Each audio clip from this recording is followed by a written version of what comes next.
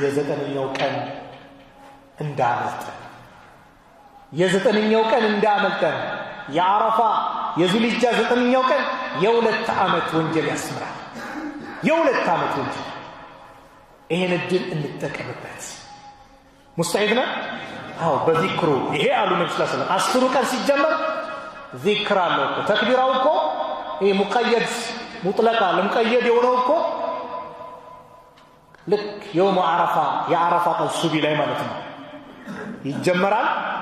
ከዛ አያመ ተሽሪቅ ሶስተኛው ቀን አስር ላይ ይቋረጣል። ዙልሂጃ 13 አስር ላይ ያበቃል። ከዛ ውጭስ ሰው ባለበት በየትኛውም ሰዓት አላሁ አክበር ማለት አለበት።